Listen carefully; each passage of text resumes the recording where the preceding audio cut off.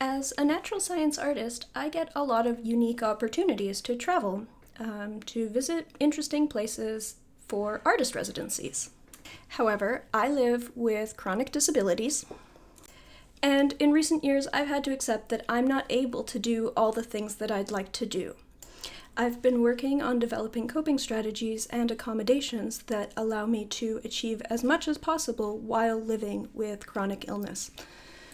One of my most important accommodations is my service dog, Ember. Ember's tasks provide essential help for my work process, in particular when I'm working outdoors. I am prone to migraines with aura. My migraines are triggered by heat and exertion. Ember alerts me ahead of when I can detect an aura coming on. She gives me 10 to 15 minutes notice before I even know that I am going to have a migraine and helps me get to named safe spaces.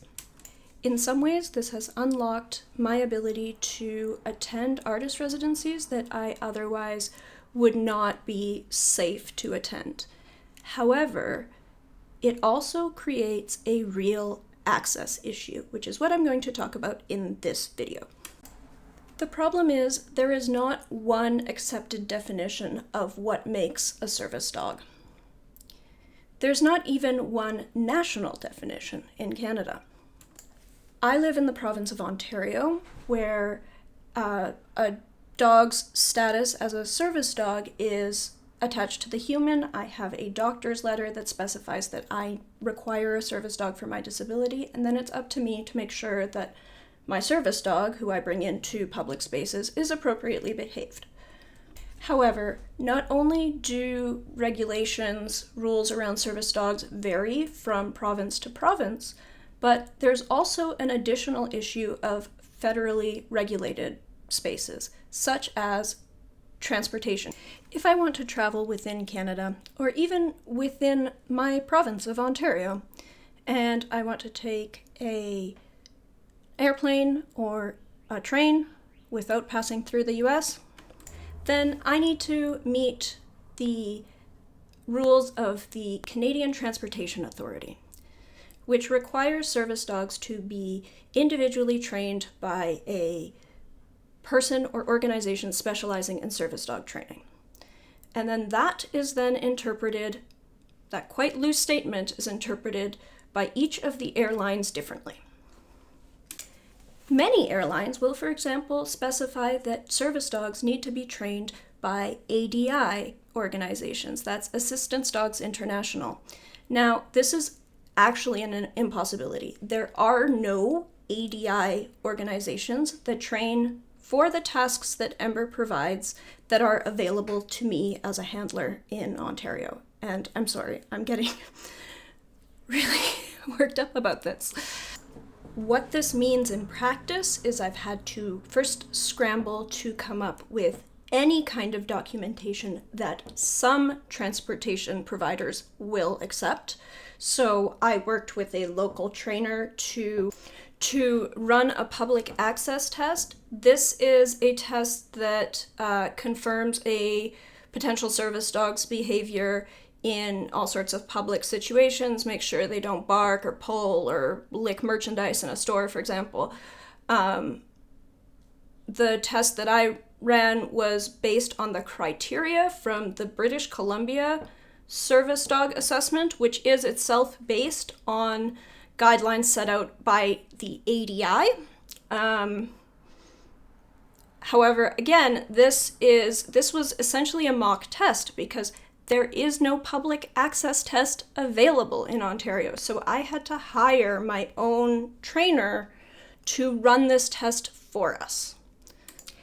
And then every time I get one of these opportunities to travel for work, I need to scramble contacting different airlines, navigating their disability accommodations in order to find one who will hopefully accept the documentation that I have, which is the most that I can reasonably acquire. I've had to turn down opportunities because there wasn't a feasible way of me getting to the place. I've had to spend huge amounts of extra money on accessible travel plans.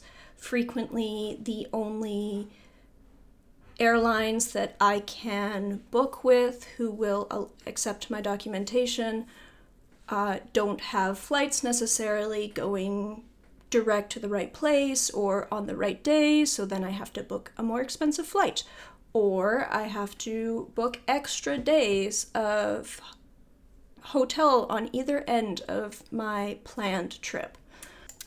I don't mean for this to be a whiny video.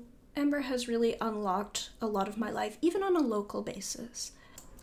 And I'm super lucky to have a fantastic support system overall.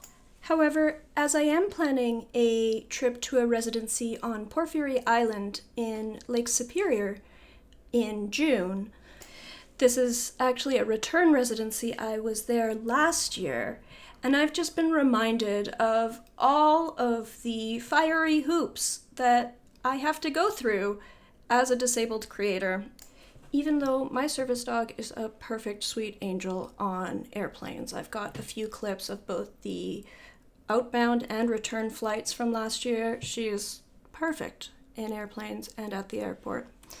I guess I just want to share a little bit more about my disability on this channel. It's something that I haven't really touched on because I don't really want to become a creator who creates primarily about disability. You know, I have other interests, but inevitably my experience, my lived reality as a disabled creator really affects my life and my work. And I've been realizing that a lot of my viewers also struggle with similar things. So let me know down in the comments below if disability content is something that you're interested in.